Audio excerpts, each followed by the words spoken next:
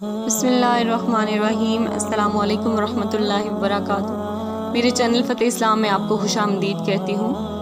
ابن عقیل رحمۃ اللہ علیہ اپنا واقعہ لکھتے ہیں کہ میں بہت ہی زیادہ غریب آدمی تھا۔ ایک مرتبہ میں نے طواف کرتے ہوئے ایک ہار دیکھا جو بڑا قیمتی تھا۔ میں نے وہ ہار اٹھا لیا۔ میرا نفس چاہتا تھا کہ میں اسے چھپا لوں، لیکن میرا دل کہتا تھا ہرگز نہیں، یہ چوری ہے، بلکہ دیانتداری کا تقاضا یہ ہے کہ جس کا یہ ہار ہے اسے میں واپس کر دوں۔ چنانچہ میں نے مطاف میں کھڑے ہو کر اعلان کر دیا کہ اگر کسی کا ہار گم ہوا ہو تو آ کر مجھ سے لے لے۔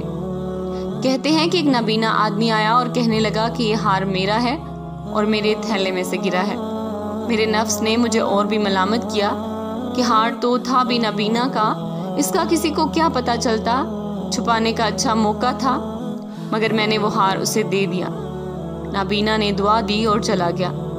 کہتے ہیں میں دعائیں بھی مانگتا تھا کہ اللہ میرے لیے کوئی رزق کا بندوبست کر دے۔ اللہ کی شان دیکھیں کہ میں وہاں سے ہلا آ گیا۔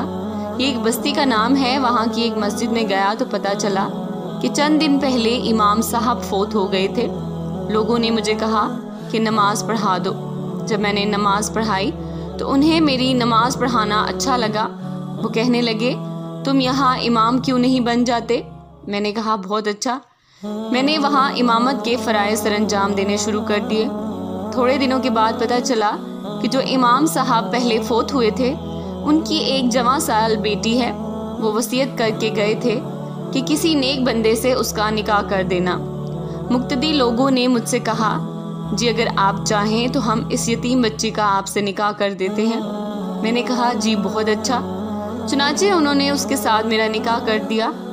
شادی کے کچھ عرصے کے بعد میں نے اپنی بیوی کو دیکھا کہ اس کے گلے میں وہی ہار تھا جو میں نے طواف کے دوران ایک نابینا آدمی کو لوٹایا تھا۔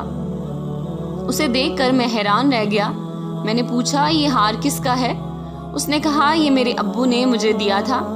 میں نے کہا آپ کے والد صاحب کون تھے؟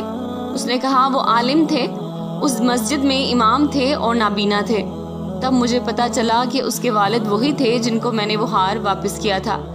میں نے اس کو بتایا یہ ہار تو میں نے ان کو اٹھا کر دیا تھا۔ وہ کہنے لگی کہ آپ کی بھی دعا قبول ہو گئی اور میرے والد کی بھی دعا قبول ہو گئی۔ میں نے کہا وہ کیسے؟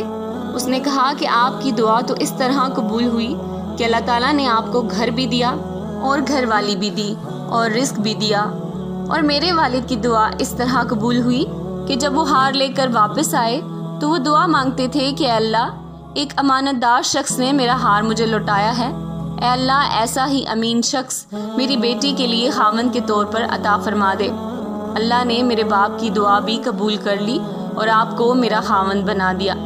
تو مخلص بندے کا کام اللہ تعالیٰ کبھی رکنے نہیں دیتے، اٹکنے نہیں دیتے، بلکہ اس کی کشتی ہمیشہ کنارے لگا دیا کرتے ہیں۔